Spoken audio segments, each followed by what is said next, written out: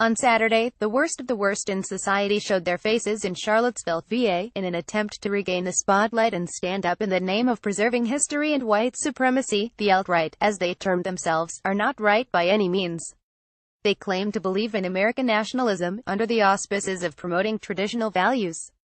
In actuality, they are racists and anti-Semites, plain and simple. Their rhetoric has no place in American politics. They drum up moral outrage over race, religion, and ethnicity to pander to philosophical ideas that are rooted in Nazism, rather than American conservatism. The alt-right first came to public prominence with Gamergate. These least desirable members of the internet have quickly come out of the woodwork and become an, at best, annoying trend. Over the past year they attempted to associate themselves with the campaign of Donald Trump. Donald John Trump Colbert questions Trump: what's tougher than fire and fury? Trump's D.C. hotel exceeds expectations, making him so far in 2017 gram on North Korea if we have to, well, go to war more, and earned enough legitimacy in the public eye to even be publicly rebuked by Hillary Clinton. Hillary Rodham Clinton judge orders new search for Hillary Clinton's Benghazi emails. Chance the Rapper: I have a bigger voice than Donald Trump. Bill and Hillary Clinton to take questions at joint Dallas appearance. More. The alt-right has attempted to hijack conservatism and reshape it into their own dangerous ideology. This is no time for moral midgetry in Charlottesville. https://kofu7ugu9 and pic.twitter.com. The Hill at the Hill, August 13, 2017. However, up until this year the alt-right has been mostly comprised of faceless internet trolls who feel sorry for themselves and want to take their rage out on others. Young men seeking a quick trip to fame and a platform without principles, or terribly wrong conspiracy theorists who rise as the movement's leaders. They see trolling as a hobby, and even a necessary tactic to make a point. Now, they are revealing their faces in public and, with Bed Bath Beyond-esque tiki torches in hand, demand to be taken seriously. By resorting to these tactics of outright intimidation, even violence, they are signaling not that they are growing. Rather, they are desperate, failing, and willing to use any means necessary to remain in the public eye. The alt-right attempted to latch themselves onto the Trump platform and ride it for attention. However, their supposed leader in the White House has only disappointed them time and time again, from his military intervention in Syria, to his repeated endorsement and support of the Jewish state of Israel. Donald Trump is not a white nationalist, and does not represent the values they falsely expected of him. All Americans, Trump told the nation, whether we are black or brown or white, we all bleed the same red blood of patriots, horror and hate in Charlottesville. https://ko3ecwigwalkpic.twitter.com 5rmz8mwe. The Hill at the Hill, August 13, 2017. Trump has repeatedly and strongly condemned white supremacist and former Ku Klux Klan leader David Duke. And although Trump's original response to Charlottesville did not explicitly mention white supremacists, Duke clearly knew Trump was condemning his ideology. We all must be united, condemn all that hate stands for, the president wrote on Twitter. There is no place for this kind of violence in America.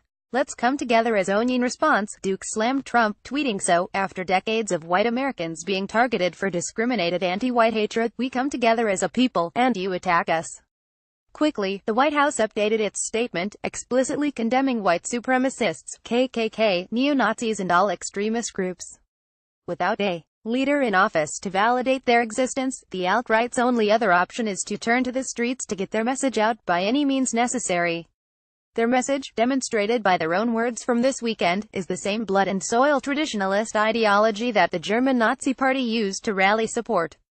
They have appropriated and twisted the words of the Founding Fathers to claim this ideology is at the core of American values.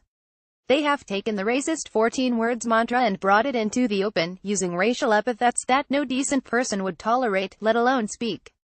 Virginia Governor: to white supremacists there is no place for you here. https://kokel3ncqwcpic.twitter.com 61k. The Hill at the Hill, August 13, 2017. The Declaration of Independence is far from a declaration of a white ethno-state.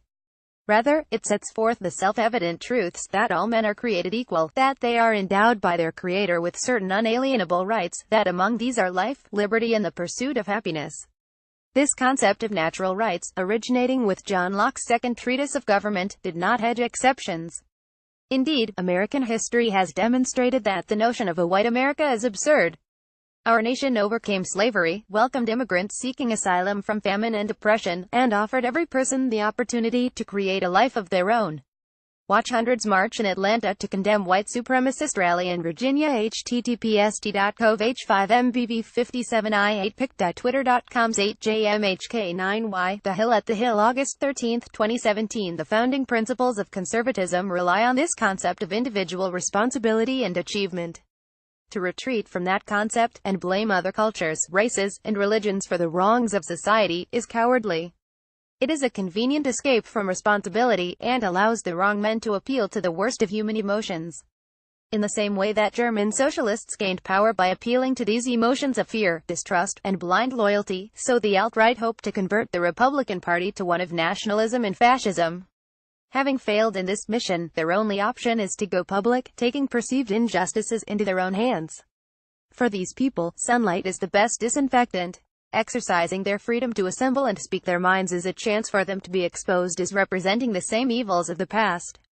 The anger their ideas appeal to apparently drove one man to commit murder on the streets of Charlottesville this weekend, though his motives haven't yet been publicized. Their philosophies are indefensible. Conservatives should continue to make clear that the alt-right, despite their name, is a perverse and dangerous movement that does not represent conservatism. White supremacy was virtually eradicated from our country generations ago. These racists are not conservative, nor are they conserving anything. They are trying to bring back something that was already destroyed. Cassie Dillon is a senior at Mount Holyoke College studying international relations and Middle Eastern studies. She is the MHC College Republican president, and she is also the founder of LanaConservative.com. She can be found on Twitter at @CassieDillon. The views expressed by contributors are their own and not the views of The Hill.